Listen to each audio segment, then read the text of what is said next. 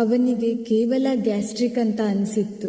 ಆದರೆ 30 ನಿಮಿಷದಲ್ಲಿ ಜೀವನವೇ ಬದಲಾಯಿತು. ನಮಸ್ಕಾರ ಎಲ್ರಿಗೂ. ಇವತ್ತು ನಾನು ಕೇಳೋ ಪ್ರಶ್ನೆಗೆ ಉತ್ತರ ಗೊತ್ತಿದೆಯಾ?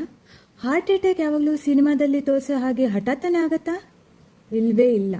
ಕೆಲವೊಮ್ಮೆ ನಮ್ಮ ದೇಹ ಮೊದಲೇ ಸ್ವಲ್ಪ ಎಚ್ಚರಿಕೆಗಳನ್ನು ಕೊಡುತ್ತೆ. ಆ ಎಚ್ಚರಿಕೆಗಳನ್ನು ನಾವು ನಿರ್ಲಕ್ಷ್ಯ ಮಾಡಲೇಬಾರ್ದು. ಅದಕ್ಕಂತ ಒಂದು ಸಣ್ಣ ಸ್ಟೋರಿ ಹೇಳ್ತೀನಿ.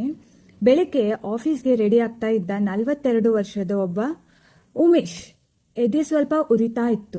ಗ್ಯಾಸ್ಟ್ರಿಕ್ ಇರ್ಬೋದು ಅಂತ ಇಗ್ನೋರ್ ಮಾಡಿದ್ರು. ಸ್ವಲ್ಪ ಹೊತ್ತಿಗೆ ಎಡಗೈ ನೋವು ಶುರುವಾಯಿತು. ಬೆವರು ಬರ್ಲಿಕ್ಕತ್ತು. ಉಸಿರಾಟ ಕಷ್ಟ ಆಯಿತು. ಆದರೂ ಏನನ್ಕೊಂಡ್ರು, ಸ್ವಲ್ಪ ರೆಸ್ಟ್ ತಗೊಂಡ್ರೆ ಸರಿಯಾಗತ್ತೆ ಅಂತ ಕುಳಿತುಕೊಂಡ್ರಲ್ಲೇ. ಆದರೆ ಅದು ಸಾಮಾನ್ಯ ನೋವಲ್ಲ, ಅದು ಹಾರ್ಟ್ ಅಟ್ಯಾಕ್ ಆಗಿತ್ತು. ಈ ಲಕ್ಷಣಗಳನ್ನು ಎಂದಿಗೂ ಇಗ್ನೋರ್ ಮಾಡಬೇಡಿ. ಎದೆ ಬಿಗಿಯಾಗೋದು ಅಥವಾ ಒತ್ತಿದಂತೆ ನೋವು, ಎಡಗೈ, ಬೆನ್ನು, ಕುತ್ತಿಗೆ ನೋವು, ಹಠಾತ್ ಬೆವರು, ಉಸಿರಾಟದಲ್ಲಿ ಕಷ್ಟ, ವಾಕರಿಕೆ ಅಥವಾ ತಲೆ ಸುತ್ತು, ಈ ಲಕ್ಷಣಗಳು ಎಲ್ಲರಲ್ಲೂ ಒಂದೇ ರೀತಿಯಾಗಿರುವುದಿಲ್ಲ. ವಿಶೇಷವಾಗಿ ಮಹಿಳೆಯರು, ವಯಸ್ಸಾದವರು ಮತ್ತು ಮಧುಮೇಹ ಇರುವವರಲ್ಲಿ ಲಕ್ಷಣಗಳು ಸ್ವಲ್ಪ ಬೇರೆ ರೀತಿಯಲ್ಲಿ ಇರಬಹುದು.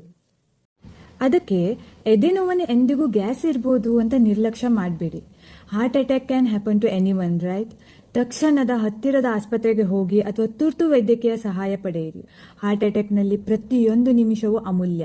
ನೀವು ಈ ವಿಡಿಯೋನ 1 ನಿಮಿಷ ನೋಡಿದ್ದೀರಿ. ಈಗ 1 ನಿಮಿಷ ತೆಗೆದುಕೊಂಡು ನಿಮ್ಮ ಮನೆಯವರಿಗೂ ಕಳಿಸಿ. ಯಾಕಂದ್ರೆ ಆರೋಗ್ಯದ ಸರಿಯಾದ ಮಾಹಿತಿ ಸರಿಯಾದ ಸಮಯದಲ್ಲಿ ಸಿಕ್ಕರೆ ಅದು ಒಂದು ಜೀವ ಉಳಿಸುವ ಸಾಧ್ಯತೆಯನ್ನು ಹೆಚ್ಚಿಸುತ್ತದೆ.